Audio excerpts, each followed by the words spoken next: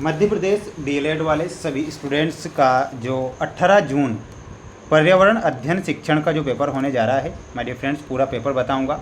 70 number का आपका ये पेपर आएगा। तो आप सभी बच्चों को क्या करना है, ये पूरा का पूरा पेपर ध्यान से देखना है, क्योंकि पूरा पेपर आपको परीक्षा में दिया जाएगा और आपसे ये सारे प्रश्न पूछे जाएंगे। इसलिए आपसे मेरा बस इतना कहना होता है कि एक भी क्वेश्चन आप मिस ना करें। जो बच्चे आज हमारे साथ नए जुड़े हैं, माय डियर फ्रेंड्स, आप वीडियो को लाइक कर चैनल को सब्सक्राइब जरूर करके रखें। आपके लिए प्रयास और मेहनत हम लगातार करेंगे, ये मेरा आपसे एक वादा है। आइए शुरुआत करते हैं हमारे क्वेश्चन से, जो आपको परीक्षा में दिए जाएंगे और आपसे पूछे जाएंगे। तो बिल्कुल भी आपको क्या करना है, पेपर मिस नहीं करना है, ठीक है। एक वाक्य में उत्तर लिखिए में पहला क्वेश्चन परीक्षा में आएगा कि बच्चों में ज्ञान अर्जन की कोई एक विधि का नाम लिखिए। तो इसमें आपको क्या लिखना है, इसमें आपको लिखना है अनुकरण विधि। क्या लिखना है, तो यहाँ पर आंसर हो जाएगा अनुकरण विधि आपको लिखना है।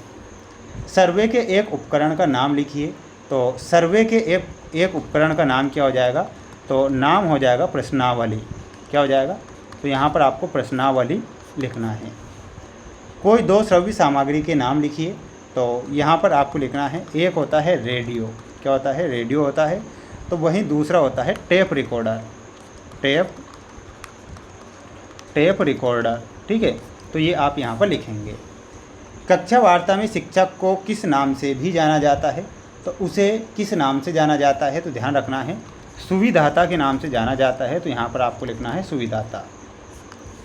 आकलन का क्या अर्थ होता है, तो आकलन का अर्थ आपको यहाँ पर ध्यान से देखना है, मैं बताता हूँ।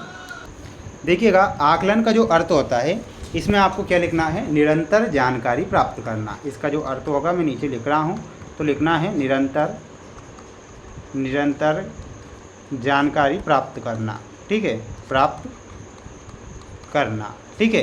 तो ये आपको एक वाक्य में उत्तर लिखी वाले ये क्वेश्चन आएंगे, तो आप इनका एक स्क्रीनशॉट लेकर अच्छे से याद कर सकते हैं, ठीक है। बढ़ेंगे अगले क्वेश्चन की ओर। जैसा कि आप देख रहे हैं, सही विकल्प में आपको क्वेश्चन दिए जाएंगे। अगला, पर्यावरण शिक्षा का उद्देश्य क्या होता है, तो पर्यावरण शिक्षा का जो उद्देश्य होता है वह क्या होगा, पर्यावरण के प्रति जागरूकता, पर्यावरण का ज्ञान होना और पर्यावरण का संरक्षण होना। तो उपरोक्त सभी जो होगा हमारा आंसर सही हो जाएगा। तो इसमें आपको लिखना रहेगा उपरोक्त सभी। अगला क्वेश्चन है, एक उत्तम मानचित्र हेतु महत्वपूर्ण घटक है। तो एक उत्तम मानचित्र हेतु एक महत्वपूर्ण जो घटक होगा वह घटक क्या होगा, तो इसमें आपको लिखना है मापक, शीर्षक और एक लिखना है निर्देश। तो यहाँ पर आपको उपरोक्त सभी करेक्ट आंसर के रूप में लिखना है। बढ़ेंगे अगले क्वेश्चन की ओर। जैसे कि आप अगला क्वेश्चन देख पा रहे हैं, पर्यावरणीय शिक्षा के विद्यार्थियों का प्रथम कौशल माना जाता है। तो प्रथम कौशल माना जाता है अवलोकन को। तो यहाँ पर आपको अवलोकन ध्यान रखना है। अब अगला क्वेश्चन भी देख लो और अच्छे से याद कर लो। मनोवैज्ञानिक संदर्भ में पाठ्य पुस्तक तैयार करने का मार्गदर्शक सिद्धांत क्या होता है। क्वेश्चन क्या है कि मनोवैज्ञानिक संदर्भ में पाठ्य पुस्तक तैयार करने का मार्गदर्शक जो सिद्धांत होता है वह होता है विविधता, वह होती है रुचि और वह होती है सरसता। तो यहाँ पर आपको उपरोक्त सभी लिखना है। अच्छे मूल्यांकन की प्रमुख विशेषता क्या होती है, तो विश्वसनीयता, व्यवहारगम्यता और विभेदकारिता। तो यहाँ पर भी आपका आंसर क्या हो जाएगा, उपरोक्त सभी जो होगा आपका आंसर करेक्ट होगा। तो इसमें आपको उपरोक्त सभी लिखना रहेगा। बढ़ेंगे हमारे अगले क्वेश्चन की ओर। जैसे कि आप अगला क्वेश्चन देख पा रहे हैं, ये आपका अगला क्वेश्चन है। सभी परिस्थितियाँ जो जीवन भर प्रभाव डालती है कहलाती हैं। तो उसे हम क्या कहते हैं, उन्हें पर्यावरण कहा जाता है। क्या कहा जाता है, पर्यावरण। लगातार व्यक्ति की क्षमता को जांचना कहलाता है।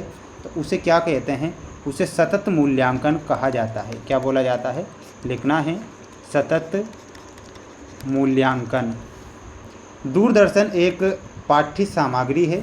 तो दूरदर्शन जो है ये दृश्य पाठ्य सामग्री होगी। तो इसमें आपको क्या लिखना है, दृश्य। पाठ्य पुस्तक का पृष्ठ आकर्षक होना चाहिए। तो मुख्य पृष्ठ। सतत एवं व्यापक, यहाँ पर लिखना है सतत एवं व्यापक मूल्यांकन विद्यार्थी की स्थिति को सही प्रस्तुत करता है। ये आप यहाँ पर करेक्ट करेंगे। सभी स्टूडेंट्स, सभी प्यारे भैया बहन स्क्रीनशॉट ले लें और अच्छे से याद कर लें।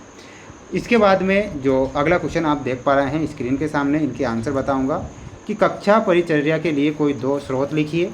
इकाई योजना संरचना के 2 बिंदु और मूल्यांकन की कोई एक परिभाषा लिखिए। तो ध्यान से इनके आंसर आपको देखना है। देखिएगा आंसर आ चुका है आपका कि कक्षा परिचर्या के लिए कोई 2 स्रोत हैं। एक होता है पाठ्यपुस्तकें और दूसरा होता है अनुभवजन्य ज्ञान। ठीक है, तो ये आपको दोनों ही करेक्ट करके आना है, स्क्रीनशॉट यहाँ से ले सकते हैं। 5वां क्वेश्चन आया था कि इकाई योजना संरचना के कोई 2 बिंदु लिखिए। तो इकाई योजना संरचना के जो 2 बिंदु हैं, एक होता है अधिगम उद्देश्य और दूसरा होता है शिक्षण विधियाँ। तो इसका भी आप एक यहाँ से स्क्रीनशॉट ले सकते हैं, याद आप कर सकते हैं। 6वां क्वेश्चन आया था कि मूल्यांकन की कोई एक परिभाषा लिखिए। तो रेमर्स एवं गेज के अनुसार मूल्यांकन के अंदर वह सब कुछ आ जाता है जिसके द्वारा किसी वस्तु की गुणवत्ता या मूल्य का निर्धारण किया जाता है। तो इतना आपको यहाँ पर करेक्ट लिख कर आना है। ठीक है, तो ये क्वेश्चन है। इनके बाद में देखिएगा इनके आंसर मैं आपको लाइव क्लासों में बता दूंगा। तो बिल्कुल सभी स्टूडेंट्स क्या करें, लाइव क्लासों में ज़रूर जुड़ें। और जो विद्यार्थी नए हैं तो चैनल को सब्सक्राइब आप ज़रूर कर लीजिएगा। ठीक है, जिससे कि लाइव क्लासों में आप जुड़कर अच्छे नंबर प्राप्त कर सकेंगे। और बिल्कुल ये 70 नंबर का आपका पेपर आएगा। तो लाइव क्लासों में ज़रूर जुड़ना है। मिलते हैं नेक्स्ट वीडियो में। जय हिंद।